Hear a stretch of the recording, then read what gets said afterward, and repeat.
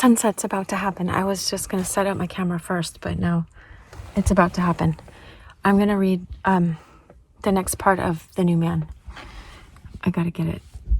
I'm just in my car because it was getting cold outside.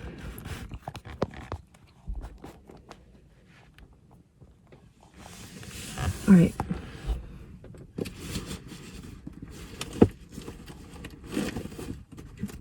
This is Maurice Nicoll. Oh, how cool. I kind of want to get out and skateboard with them. Wait a second.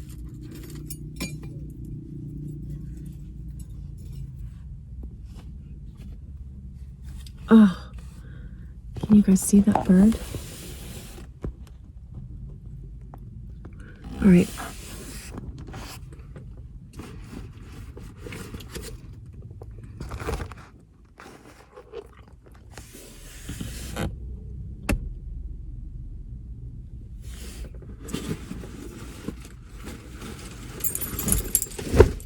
I'll roll down the window so we get a little bit of the ocean sounds. Oh, it's not that.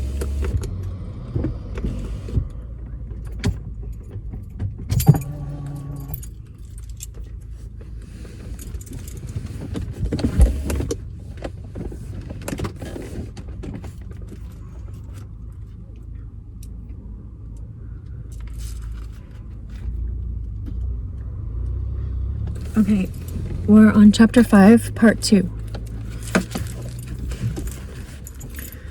Throughout the Sermon on the Mount, Christ is speaking of what connects a man with another order of life.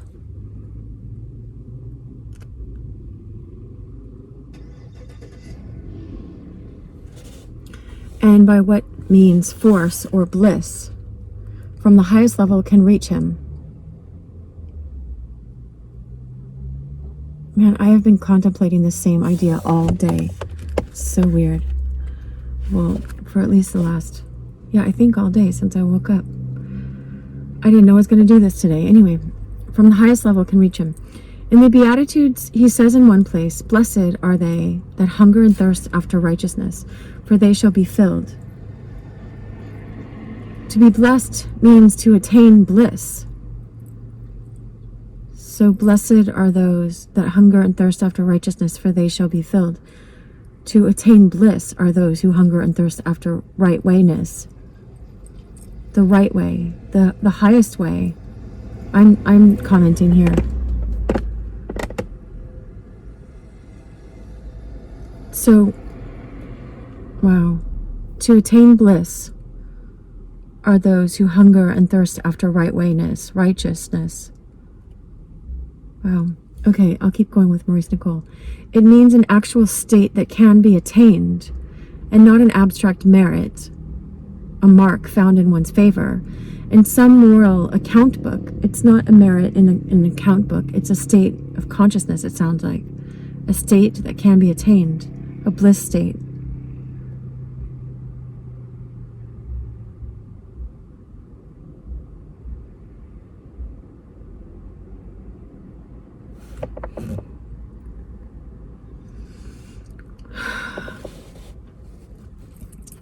The word in the original was used by the Greeks to describe the state of the gods, with a little g.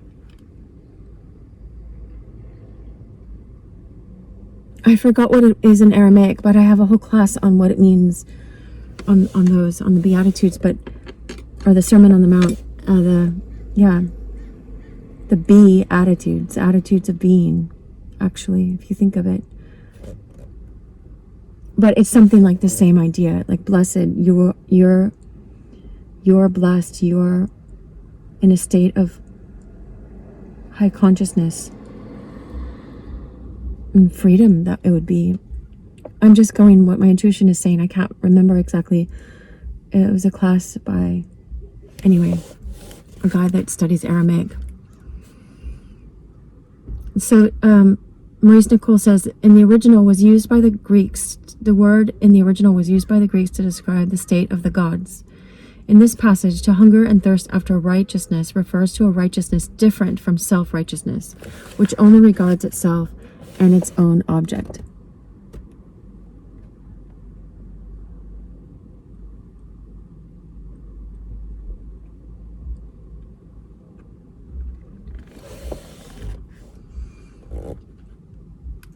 To find this other righteousness, a man must, quote, lose himself, end quote. That is his idea of himself and his value and merit. So lose your own idea of yourself and your own idea of value and merit. And he was talking about last chapter, or the last section, like merit from other people and merit within yourself. You're spending all this time upholding your idea of yourself. Let us study the meaning of a passage referring to this idea of losing oneself. It occurs in the description of the incident where Christ wheels around suddenly on Peter, calling him a stumbling block because he always took what was said in terms of earthly good.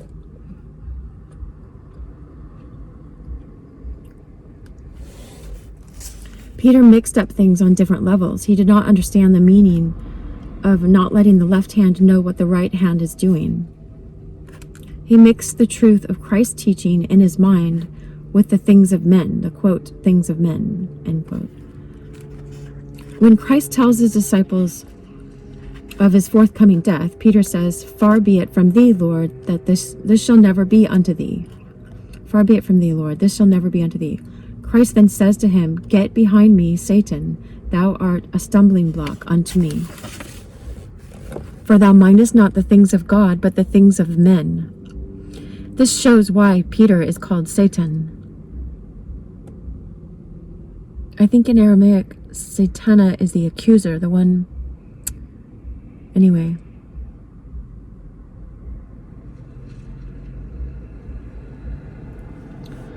Here's one of the definitions, of what Satan means in the Gospels. It's the mixing up of different levels in thinking. For to mind here means to think. Christ then says, "If any man would come after me, let him deny himself and take up his cross and follow me. For whosoever would save his life shall lose it, and whosoever shall lose his life for my sake shall find it." Life here means the soul, quote, soul, in the original. A man must lose his soul. Well, it's the word for soul, but it means a lot of different things actually. But when it is said that a man must lose his life, something more complicated is meant here than dying physically.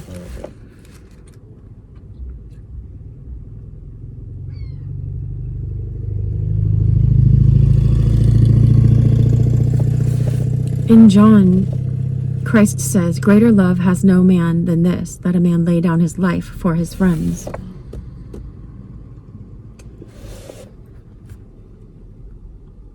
But in the original, we find soul, not life. A man must lay down his soul, and this is the supreme definition of conscious love. He must put his friends, literally in the Greek, those whom he loves, beyond himself, or in place of himself.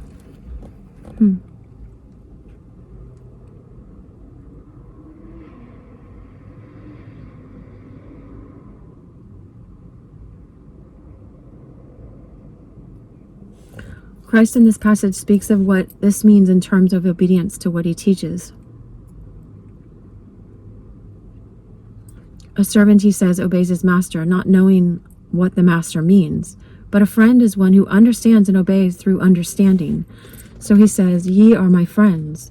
They are his friends if they obey the order of truth of which Christ spoke. To obey it is to act beyond one's own interests, to put something over and above them. A man cannot lose his soul if he only minds the things of men. Weird, because yesterday I tweeted that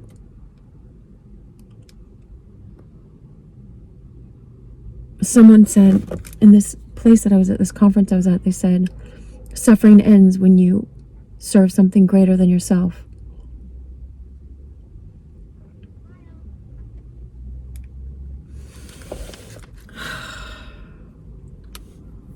So to obey is to act beyond one's own interest, to put something over and above them. A man cannot lose his soul if he only minds the things of men. The soul in a man can be related to a lower or a higher level.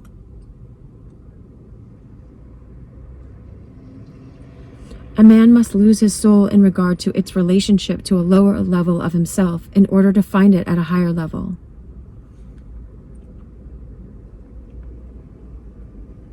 It is only by understanding the double meaning of the phrase "to lose the soul" that many sayings about the soul in the Gospels can be understood.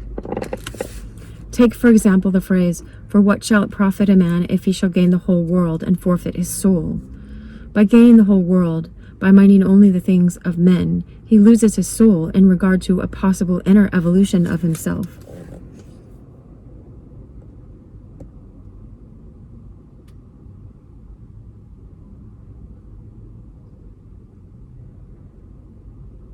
In the video I just made before this, a song came to me in the middle of the video, and I just started singing it like I do sometimes. And it said, it was my soul speaking, but it was, or Christ in me, or the Holy Spirit, whatever the inspiration is, but saying, if I were king for just one day, I would give it all away to be with you. And then it goes, love is all, love is all, love is all we need.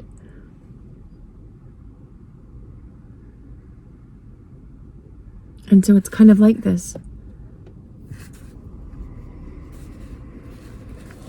For what shall it profit a man if he shall gain the whole world and forfeit his soul, or a woman? By gaining the whole world, by minding only the things of men, he loses his soul in regard to a possible inner evolution of himself. Remember that everything in the Gospels refers to an inner evolution, the result of which is the attainment of the kingdom of heaven.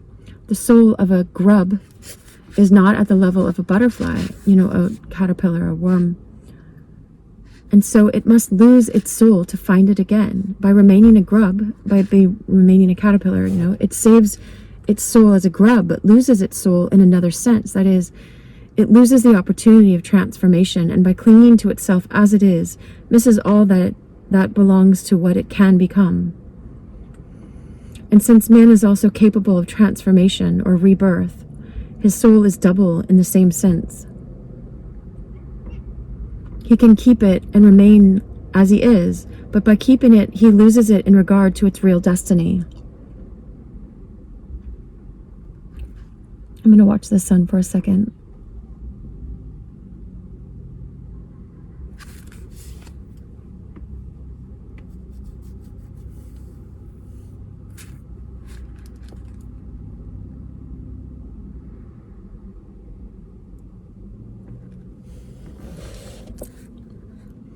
Or he can lose it by not remaining as he is, and then he will find it again at another level of his own inner evolution.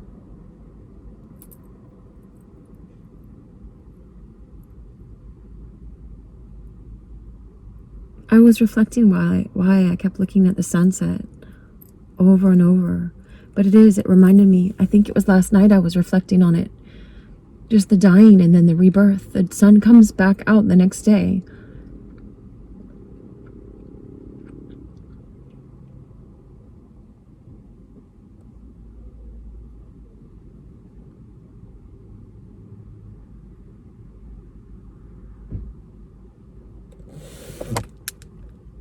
I'm going to see if we can see the green.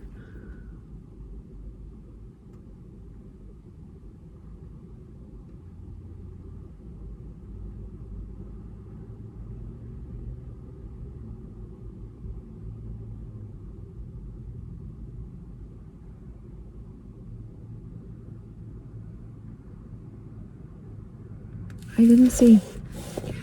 Okay, so therefore, at another level of his own inner evolution. Therefore, the soul, now my eyes are all blocked because I was staring at the sun. Therefore, the soul is a potentiality. That is, it is not a fixed thing, but it is both what a man is and what he may become. And translating the word soul by the word life, as in the above passage, greater love hath no man than this, that a man lay down his life for his friends. It is correct if we understand by the word life, not physical vital life, the life of the body, but the level of himself he is at. Understand that the life of a man or a woman is not the outer life of his or her physical body, but all she thinks and desires and loves.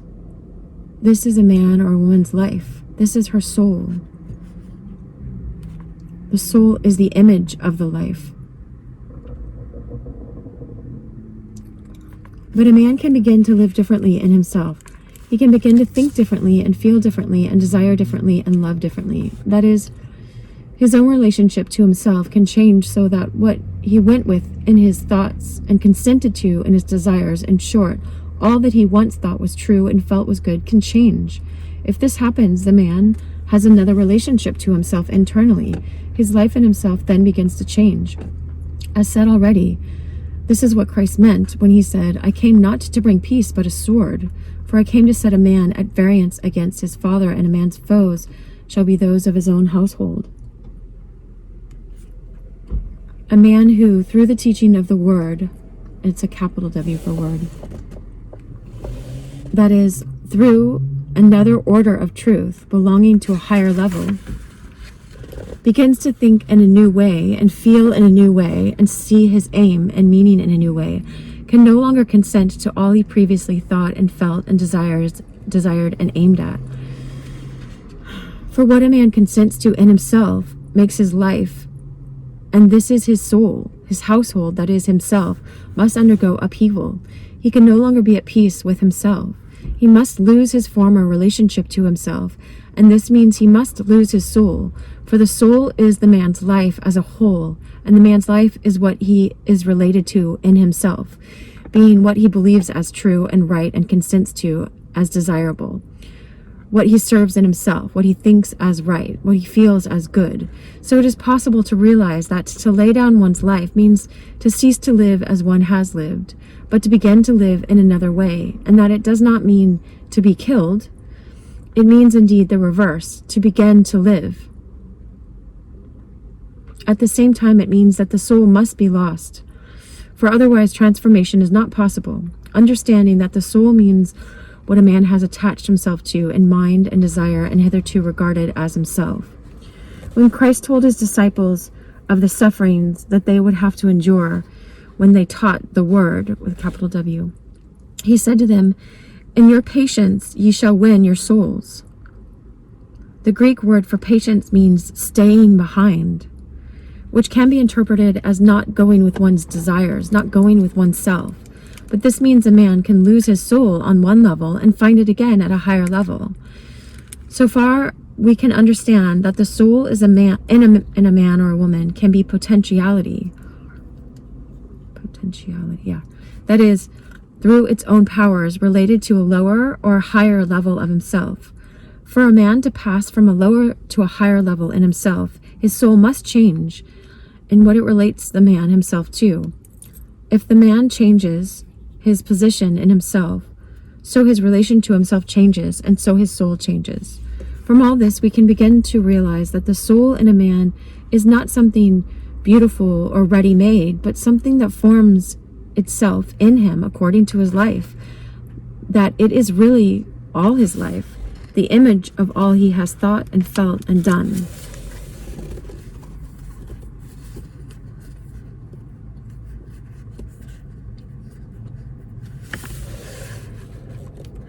Okay, chapter 6. The idea of wisdom in the Gospels. In many of the parables and sayings of Christ, a word is used which is translated as wise. For example, Christ said to his disciples on one occasion, "Be ye wise as serpents and innocent as doves." Innocent means harmless, not doing any harm, and is not the moral, sentimental Western meaning of not knowing anything. It would indeed be impossible to be wise and at the same time not know anything. But the word translated as wise does not exactly mean wise so much as clever or practically intelligent. The Greek word, let me read it, phronimos, because it's written in Greek, which meant in its earliest use being in one's right senses, and so having presence of mind or having one's wits about one. Presence of mind.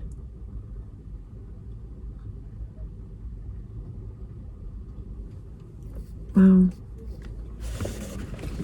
also have one's presence of mind as a serpent, which protects its head, but be harmless as a dove.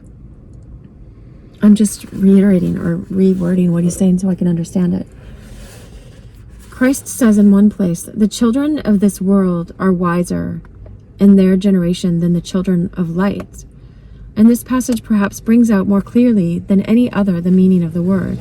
Worldly people in their kind or at their level are more practical, more shrewd and businesslike, more sagacious, sage-like, and knowing in regard to what they are aiming at than the children of light, quote, children of light, in regard to what they are aiming at. They have more presence of mind and in dealing with life are not silly or foolish.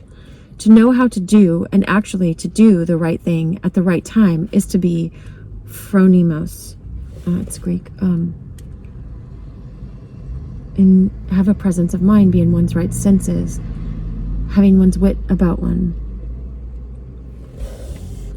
So he says to know how to do and actually to do the right thing at the right time is to be this way of wise. It's not the normal word for wise. Sophia is the word for wisdom in Greek.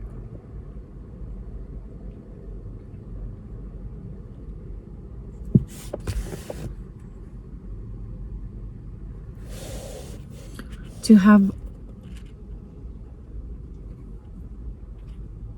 more presence of mind and in dealing with life are not silly or foolish. To know how to do and actually to do the right thing at the right time is to be this word of wise. You will remember that the steward of unrighteousness, wrongly translated as the unjust steward. Wow, the steward of unrightwayness.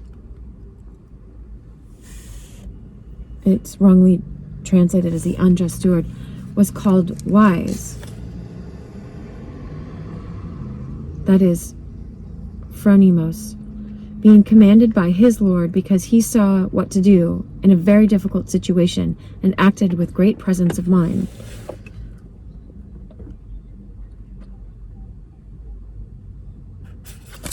If you go back to the parable of the good steward, I think he was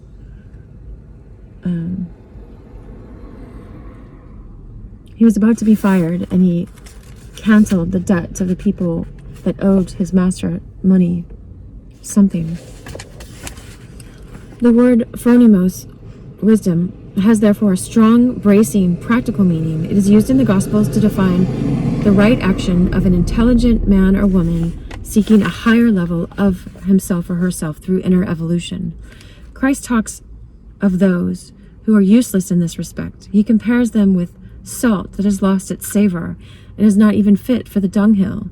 If the salt has lost its savor, wherewith shall it be seasoned? It is fit neither for the land nor for the dunghill. Men cast it out. And that's Luke 14:34. Here the word translated as have lost its savor means literally has been made foolish. The dunghill is life. People who imagine that believing sentimentality in the Gospels is all that is necessary are foolish. They are like the foolish man who built his house upon the sand, and in contrast the wise man described as phronimos, who built, that is, constructed for himself his house upon the rock, and it fell not, for it was founded upon the rock. This means that the man was phronimos, he was wise, because he based himself on the permanent teaching of inner evolution called the Word, capital W, in the Gospels, and worked to build himself his own house, the house of himself, upon this basis. He did the Word. He acted from it. He applied what he understood to his own life. Thus he based himself on the rock of truth rather than on the shifting sands of life. I was just doing a yoga class down at the beach. I have it on my phone, so I was just doing my yoga video.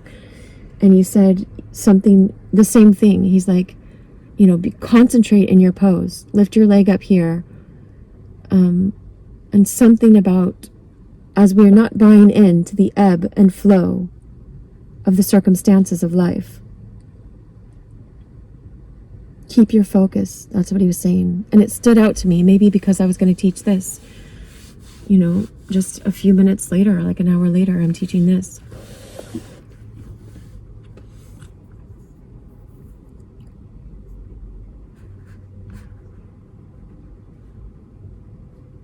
And this means that the man or woman was phronimos, wise, because she based herself on the permanent teaching of inner evolution called the Word in the Gospels, and worked to build herself, her own house, the house of herself, upon this basis.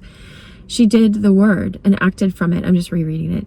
She applied what she understood to her own life, and thus she based herself on the rock of truth rather than on the shifting sands of life.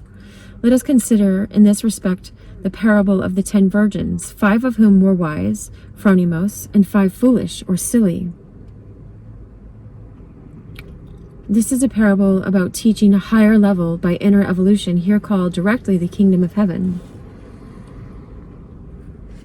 Then shall the kingdom of heaven be likened unto 10 virgins, which took their lamps and went forth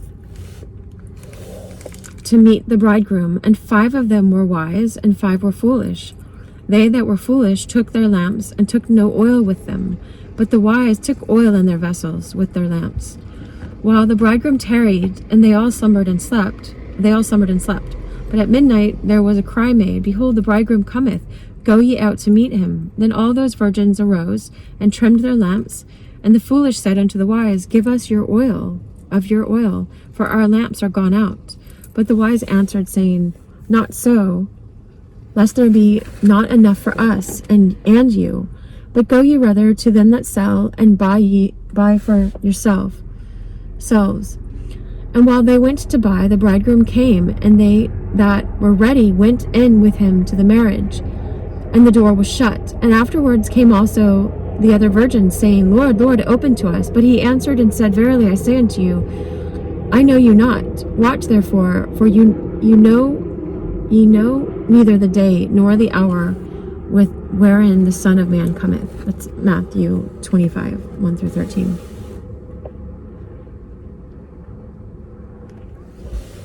The wise virgins are distinguished from the foolish virgins by possessing oil in their lamps.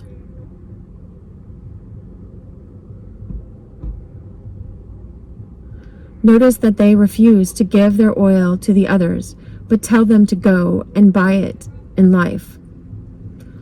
All of them had lamps, but only half had oil in them, and these are called clever or not silly.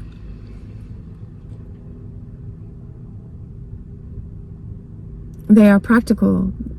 They realize what was necessary in order to reach the higher level, called here the bridegroom. What does it mean that they had oil? They are those who, in relation to Christ's teaching, have understood something that the others have not understood, and this is represented by their having oil in their lamps. The parable must be lifted entirely off its literal meaning. A lamp is to give light, but psychologically it means here something that can give light, not in a physical sense, but in the sense of light as used in the Gospels. The light that shines in the darkness of the mind, the light of new understanding coming from the Word, with capital W.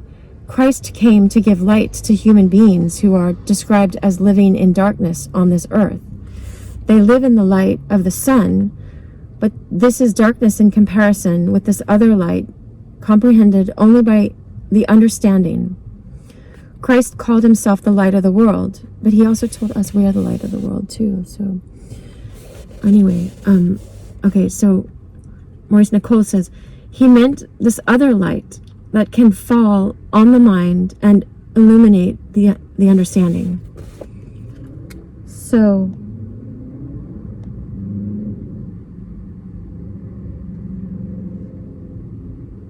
it's like I keep hearing the word enlightenment. You're letting this light in and living according to it on a higher level. Okay, I'll continue. When a man lives only from his senses and takes the spectacle of outer life, lit up by the sun, as his sole end, he is in darkness. John says the darkness does not comprehend the light. The lower does not understand the higher level. When a man becomes aware that he is internally incomplete and lost, and that the full meaning of his existence is to undergo a change, an inner evolution, and to receive a new understanding about himself and what he has to do.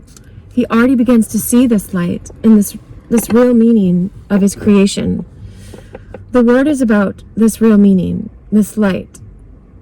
Christ taught the word, and so is the light. The word is the teaching about the way to reach a new level where the light is shed, which lies over and above a man, but at the same time within him. Because the kingdom of heaven is within a man, he can only get contact with it internally. The way is in himself or herself, not outside. She can experience flashes of another consciousness, moments of entirely new meaning, which show that a higher level exists in her. There are moments of this light, but to reach this level permanently, a man or woman must be taught the word, and taught it first of all externally via the senses. She must hear it, or he must hear it, but this does not mean merely to hear it literally, but to begin to understand it, to hear it with his or her mind, to ponder it, to think of its meaning, to take it into her inner consciousness, and to see herself in the terms of what it teaches. For her mind must slowly be prepared in order to change, because this higher level is different from a lower level, and so the thoughts belonging to a lower level are not of the same order as those of a higher level.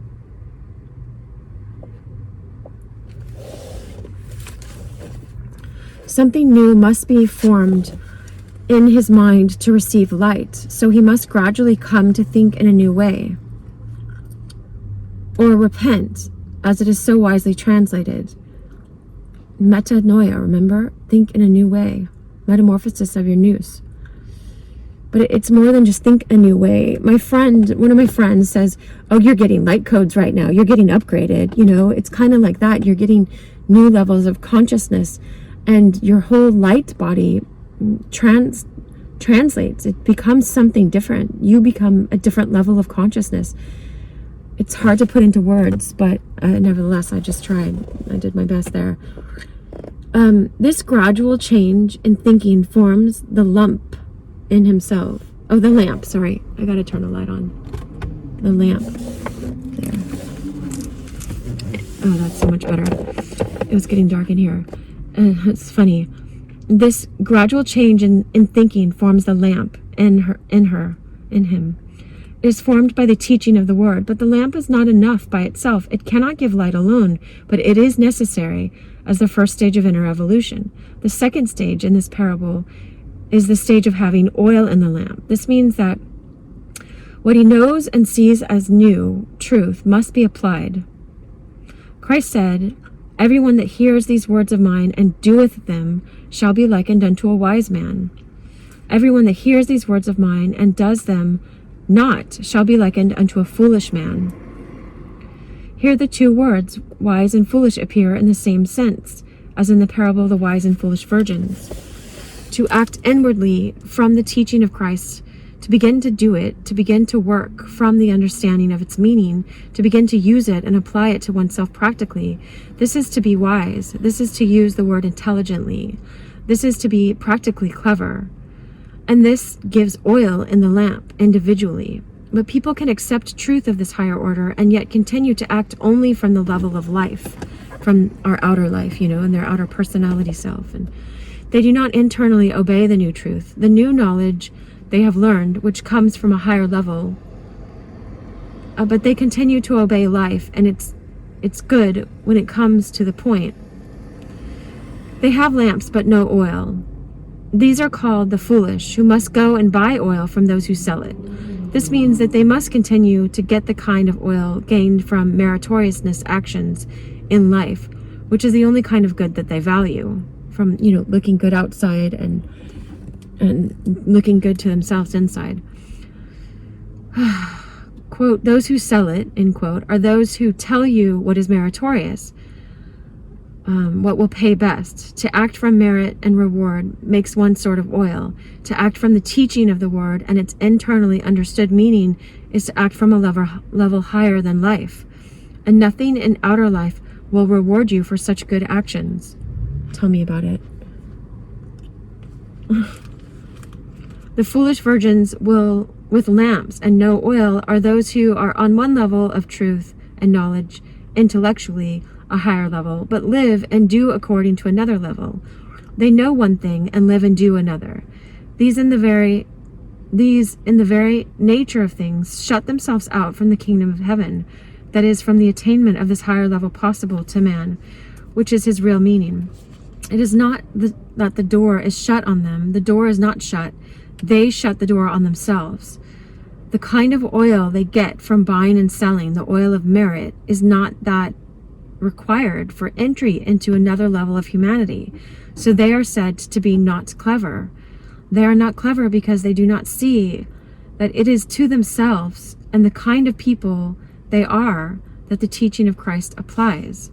They must not merely think in a new way through the ideas of the word, but they must themselves become different kinds of people.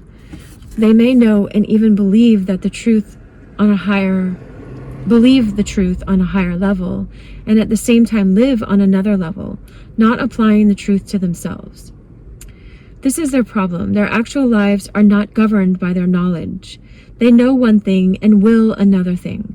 In this parable, the wise virgins are those who actually seek to live from their own understanding of what they have been taught and seek the good of what they have been taught by practicing, by applying from their own wills the knowledge to themselves.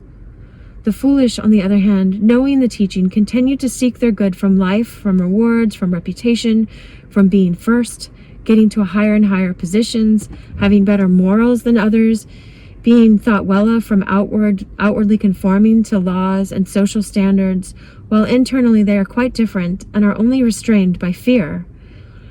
This is the only good they know, and so they must follow it.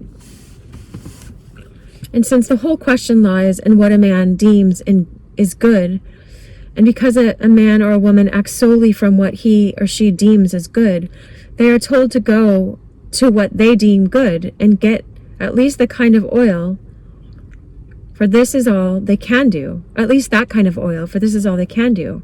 They are told to go to those who buy and sell this good. These foolish virgins return, but even so, they find they are shut out and are told, "Verily I say unto you, I know you not." They have no idea of acting from a form of good beyond life, beyond reward in this life, for the sake of what they see is good in the light of a higher teaching of what is truth and good. So they shut themselves out because they mix up two different levels of knowledge as two different levels of good. If you look narrowly at what is meant by good in the Gospels, you will see what is meant: to bring down the teaching about higher man to the level of man as he is, to follow the idea of what is good from the basis of life and its rewards, its merits, its values, its insistence on reputation, outer appearance, and so on, is to shut oneself out from the kingdom of heaven. Because a man beginning to reach the level of kingdom of heaven does good for no reward in life, but from what he sees internally as good, in the light of the truth of the word taught him. And it is of no use for any of us to pretend that we already know this kind of good and act from it. We act from life and its good, however much we know.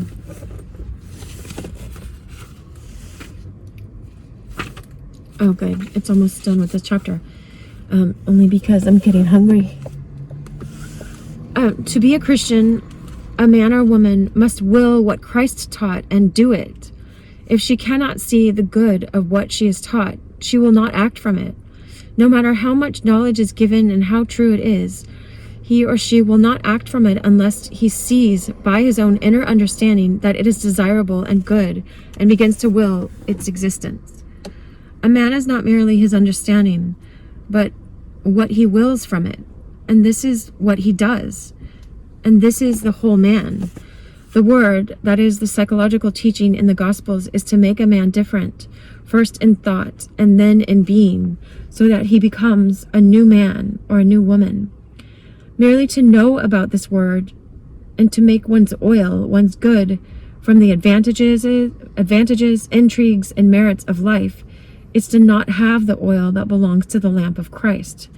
To act from the word, to act from this teaching about inner evolution, this higher state of man, to begin to do a very few things in the light of Christ's words through seeing what they mean and liking the ideas, and so being able to will them without any sense of reward is another matter.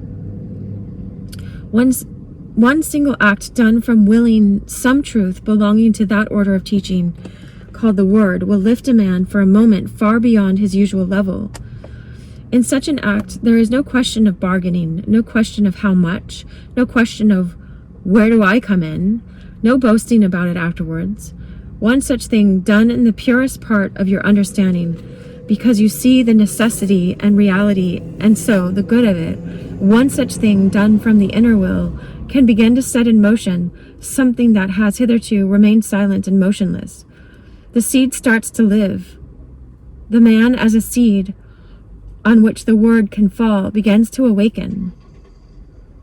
Light enters into his inner darkness. This is so weird because I just made a 45-minute video and it starts about talking about seeds and how seeds can be planted and later they grow and all this weird stuff, and I didn't know what I was saying, but I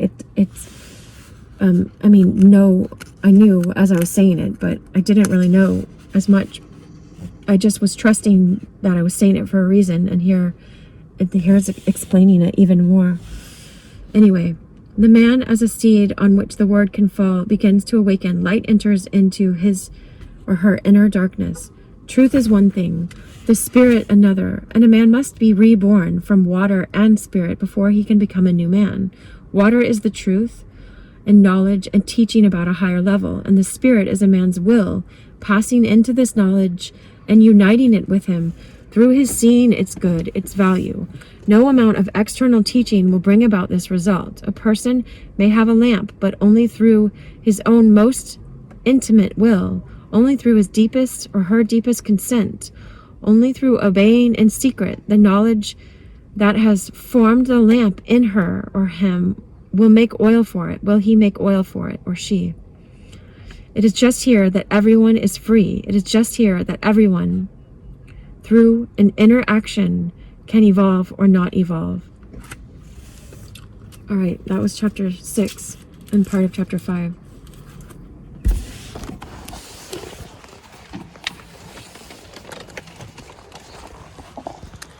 I hope you're well. I wish you love. Thanks for being here. Much love. Oh, look, Star Wars. Higher order. All right.